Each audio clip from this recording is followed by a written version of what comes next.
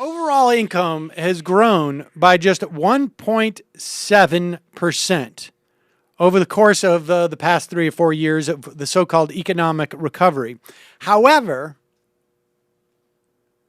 the top 1%, their earnings rose by 11.2%. The other 99% earnings declined by 0.4%. In other words, the top 1% got over 120% of all income gains in this country over the past 4 years. And why is this? It is because, of course, because the wealthy make most of their money from the stock market and the rest of us don't.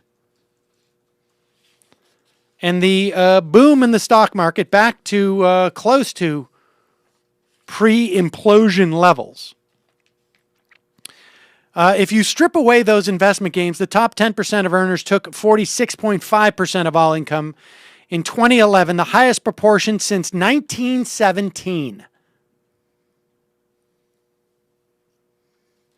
Income inequality, as measured by the proportion of income taken by the top 1% of earners, this is from a New York Times article talking about a research paper done by Emmanuel Saez, an economist at the University of California, reached a modern high just before the recession hit in 2009.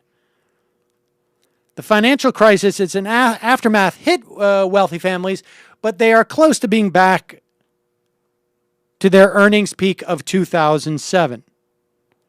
After accounting for inflation, around 2%, median family income has declined over the last 2 years.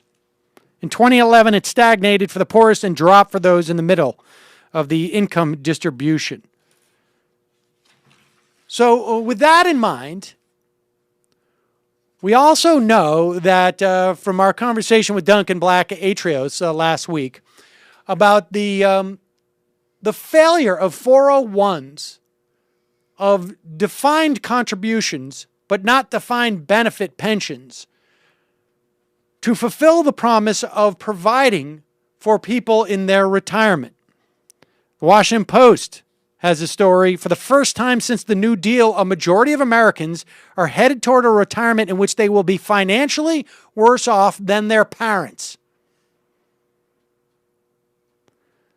The economic downturn destroyed 40% of Americans' personal wealth.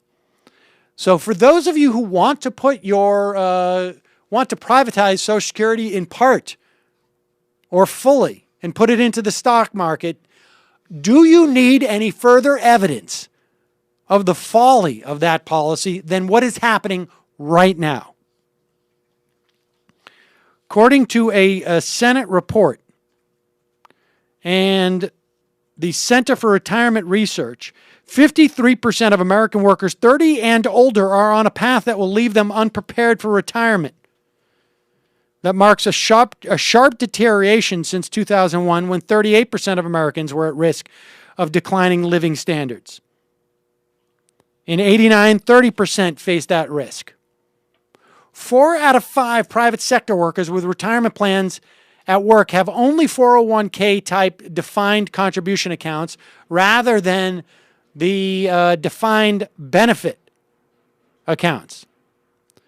Numerous studies have found workers with defined contribution accounts often put aside too little money, make too many withdrawals, or employ the wrong investment strategies to save enough for old age. So if you're not wealthy enough to get a financial advisor, assuming that financial advisor is not a charlatan, which is a big assumption, if you're just an average American, 401k plans simply do not work for what they're supposed to do. Overall, people ages 55 to 64 have a median retirement account of $120,000, as we discussed with Atrios, which is enough to fund an annuity paying about $575 a month. If you are lucky enough to get the median amount from Social Security, I think the maximum somewhere around $2,000 plus, but the median somewhere around $1,400, you're talking about less than $2,000 a month to live off in your retirement.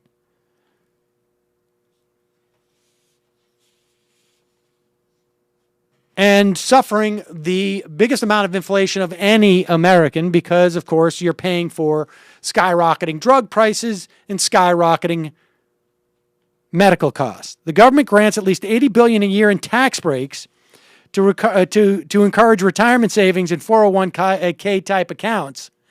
However, and this is going to become a surprise for you. Surprise, surprise. The biggest benefits go to upper income people who can afford to put aside the most for retirement. Someone making $200,000 a year and contributing 15% of pay to retirement account, that's $30,000 a year. Good luck with that. Is making a $7,000 subsidy from the federal government in the form of a tax break, whereas workers earning $20,000 making the same 15% contribution would get nothing because they don't earn enough to qualify for a deduction.